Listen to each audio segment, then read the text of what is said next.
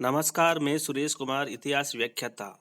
आज हम राजस्थान के इतिहास के सर्वेक्षण में प्रजामंडल आंदोलन के विषय में अध्ययन करेंगे, जो कि बहुत ही महत्वपूर्ण टॉपिक है कि राजस्थान में जो प्रजामंडल की स्थापना हुई, वो कहाँ से हुई, उससे पहले कैसे ऐतिहासिक पृष्ठभूमि उत्पन्न हुई, उसके विषय में हम विस्तार से अध्ययन करेंगे।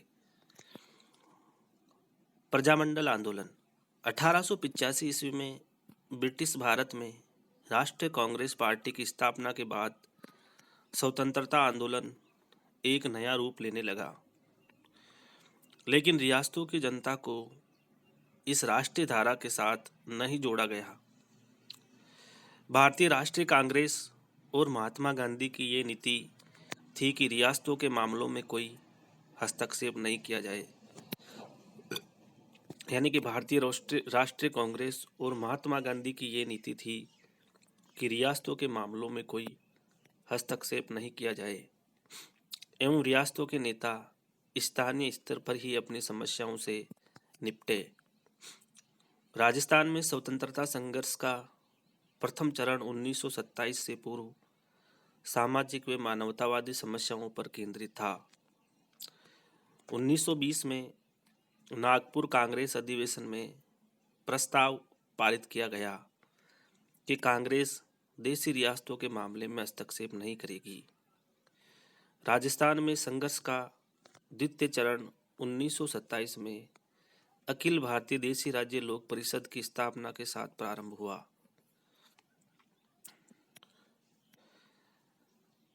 उन्नीस में मद्रास अधिवेशन में भी कांग्रेस ने दृढ़ शब्दों में प्रस्ताव पारित कर कहा कि देशी राजाओं को अपने राज्य में शीघ्र प्रतिनिधि संस्थाएं तथा उत्तरदायी शासन स्थापित करना चाहिए।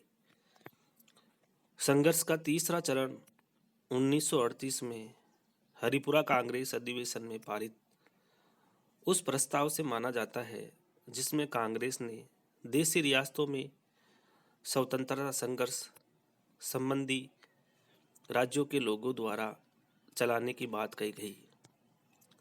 इसी क्रम में 1938 के बाद विभिन्न रियासतों में राजनीतिक संगठन स्थापित किए गए, जिन्हें अलग अलग रियासतों में प्रजामंडल, प्रजा परिषद और लोक परिषद नाम दिया गया। इस दिशा में प्रजामंडल बनाने का भारत स्तर पर प्रथम प्रयास 1918 में काठियावाड़ के नेता एम.आर. मेथा द्वारा उठाया गया, किंतु उनके प्रयासों को सफलता नहीं मिली।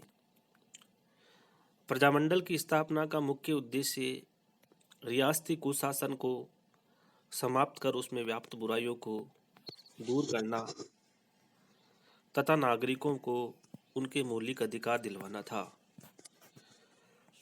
इन संगठनों का तात्कालिक उद्देश्य उत्तरदायी शासन की स्थापना करना था। इन संगठनों का तात्कालिक उद्देश्य उत्तरदायी शासन की स्थापना करना था। राजपूताना में सर्वप्रथम 1931 में जयपुर प्रजामंडल की स्थापना कपूरचंद पाटनी द्वारा की गई, किंतु ये 1938 में सक्रिय हुआ।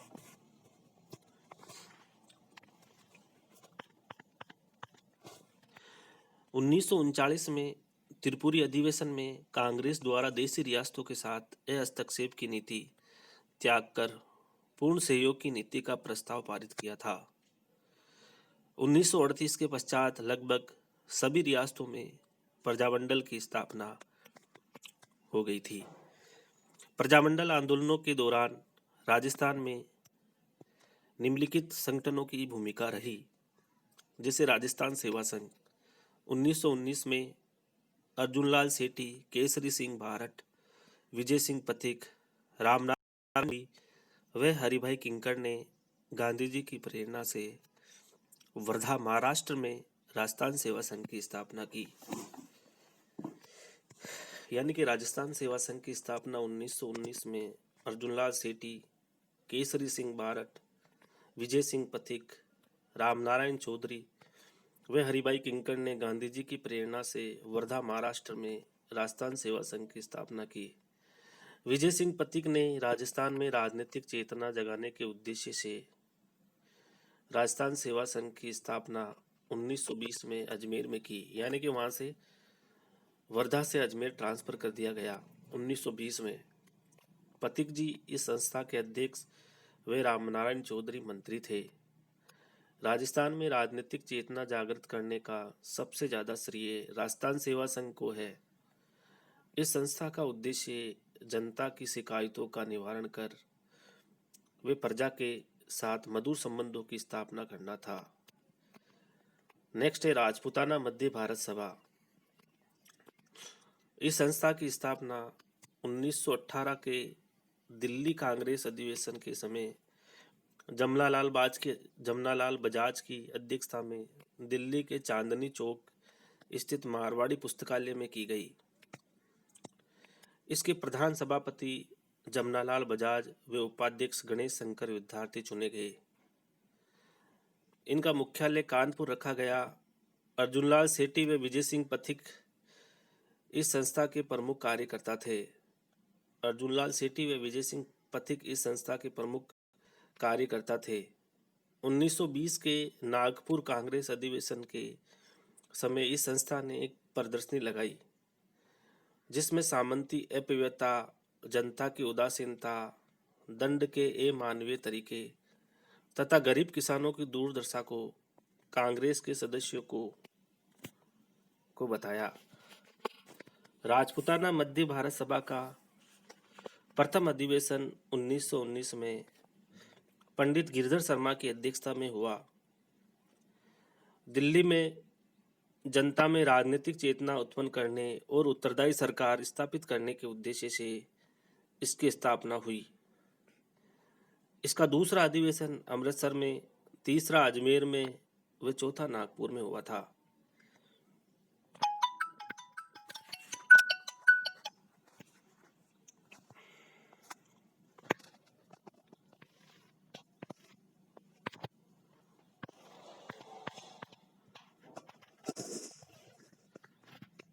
नेक्स्ट है अखिल भारतीय देशी राज्य लोक परिषद, All India State People's Conference. इसका मुख्यालय बम्बई में था और इसकी स्थापना 1927 में गांधी जी द्वारा देशी राज्यों में हस्तक्षेप न करने की नीति अपनाई गई। इसलिए देशी रियासतों के क्रांतिकारियों ने नेहरू, सुभाष चंद्र बोस के प्रयासों से अपना एक नया संगठन अखिल भारतीय देशी राज्य लोक परिषद बनाया। दीवान रामचंद्र राव की अध्यक्षता में इसका पहला अधिवेशन बम्बई में दिसंबर 1927 में हुआ। इसमें 1500 लोगों ने भाग लिया था। राजस्थान में कन्हैयालाल कलंतरी जोधपुर, रामदेव पोद्दार व बालकिशन पोद्दार थे। अखिल भारतीय देशी राज्य लोक परिषद बीकानेर का छठा सम्मेलन उदयपुर में नेहरू की अध्यक्षता में 1 जनवरी 1946 को माणिक्यलाल वर्मा के प्रयासों से हुआ। नेक्स्ट है तिलक समिति। शेखावटी क्षेत्र में 1924-25 में समाज सेवा व राष्ट्रीय विचारों के प्रचार के उद्देश्य से इस संस्था की स्थापना की गई। तिलक समिति शेखावटी क्षेत्र 1924-25 में समाज सेवा व राष्ट्रीय विचारों के प्रचार के उद्देश्य से इस संस्था की स्थापना की गई। नेक्स्ट है राजस्थान में देशी राज्य लोक परिषद।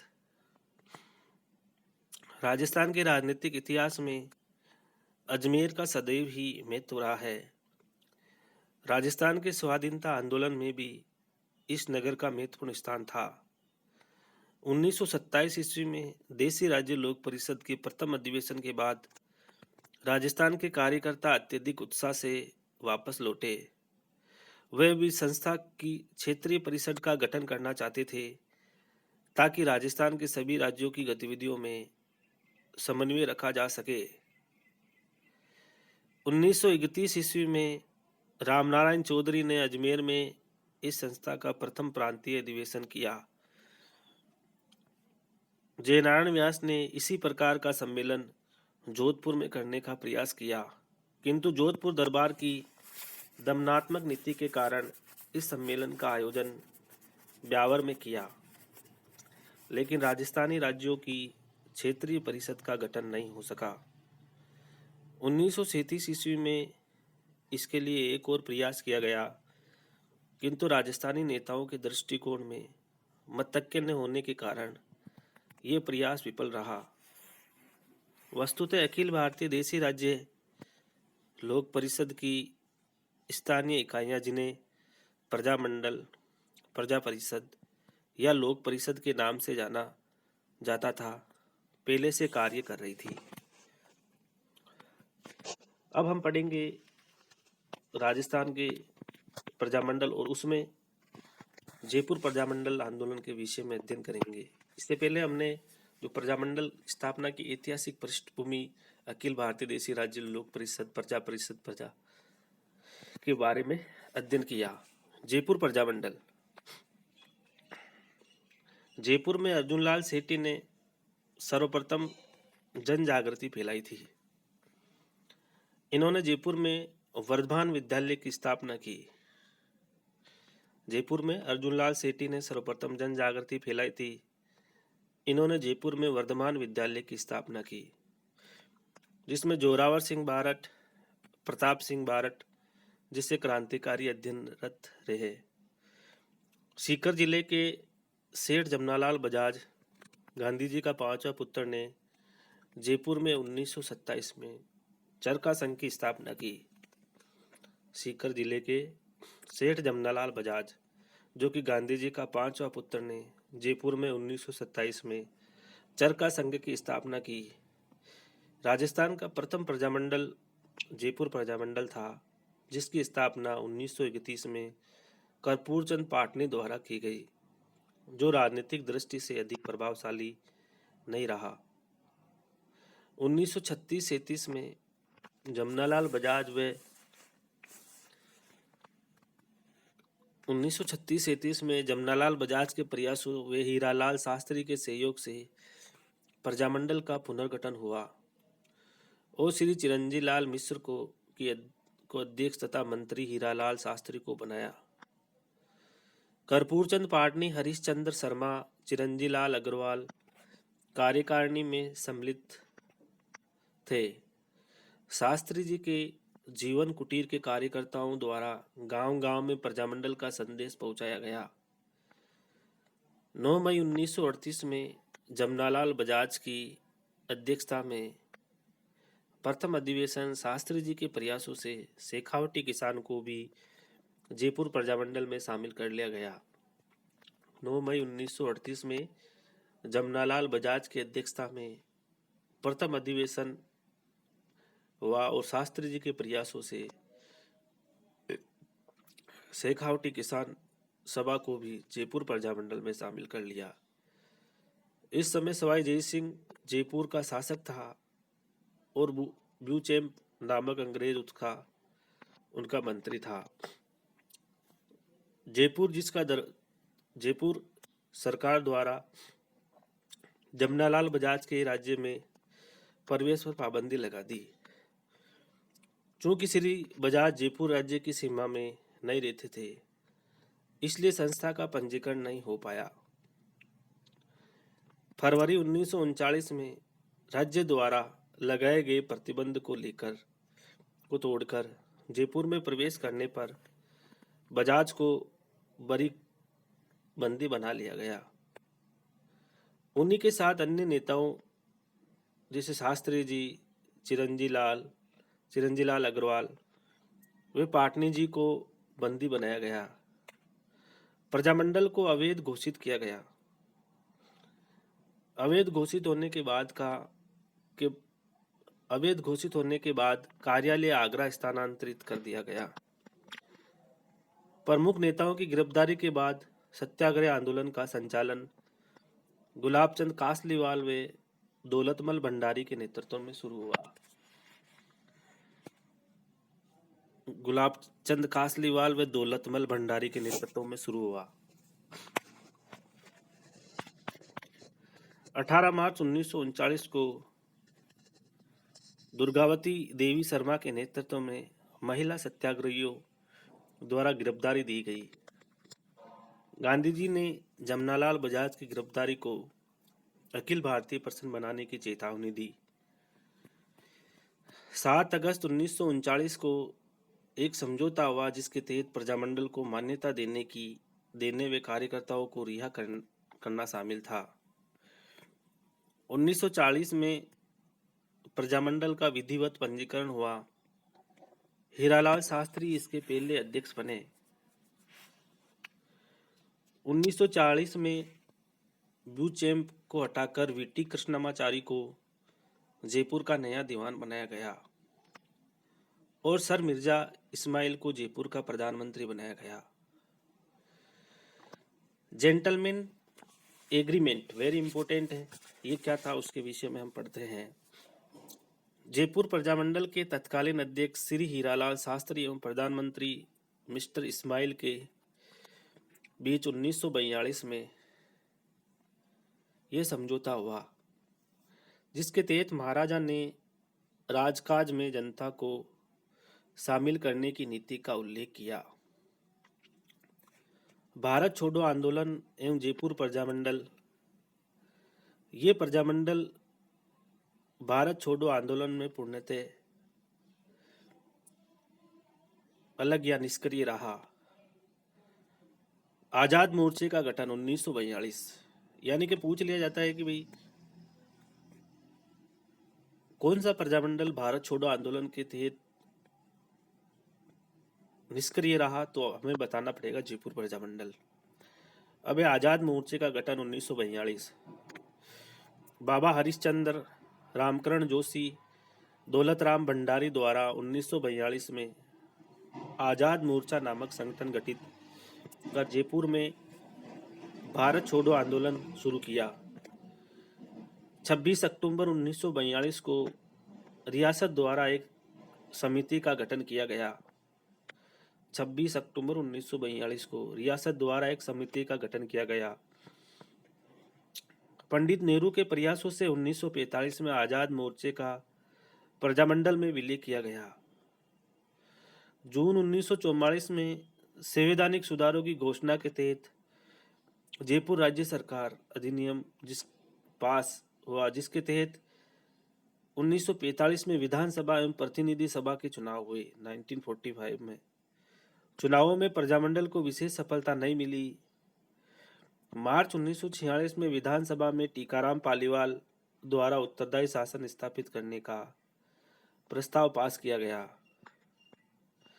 प्रजामंडल के तत्कालीन अध्यक्ष देवी शंकर तिवारी को राज्य मंत्रिमंडल में शामिल कर जयपुर राजस्थान का पहला राज्य बना जिसने अपने मंत्रिमंडल में गैर सरकारी सदस्य नियुक्त किया। उत्तरदायी शासन की स्थापना मार्च 1948 में रियासत के प्रधानमंत्री सर वीटी कृष्णमाचारी द्वारा संवैधानिक सुधारों की घोषणा की। लोकप्रिय मंत्रिमंडल में दीवान, प्रधानमंत्री, मुख्य सचिव, मुख्यमंत्री एवं 5 सचिव मंत्री बनाए गए। सर वीटी कृष्णमाचारी को दीवान, प्रधानमंत्री हीरालाल शास्त्री को मुख्य सचिव, मुख्यमंत्री देवी शंकर तिवारी, टीकाराम पालीवाल एवं दौलतमल भंडारी को प्रजामंडल का सचिव बनाया गया। 2 मंत्री जागीरदारों से नियुक्त किए गए। वर्ध राजस्थान के निर्माण 30 मार्च 1949 तक यही मंत्रिमंडल कार्य करता रहा। इस प्रकार 30 मार्च 1949 को जयपुर का संयुक्त राजस्थान में विलय हुआ। 30 मार्च 1949 को जयपुर का संयुक्त राजस्थान में विलय हुआ और वर्ध राजस्थान का निर्माण हुआ। श्री हीरालाल शास्त्री को प्रधानमंत्री बनाया गया। इस प्रकार हमने विविध प्रजामंडलों की स्थापना के तहत जयपुर प्रजामंडल की स्थापना के विषय में अध्ययन किया, जो निश्चय ही एग्जाम की दृष्टि से महत्वपूर्ण है। धन्यवाद।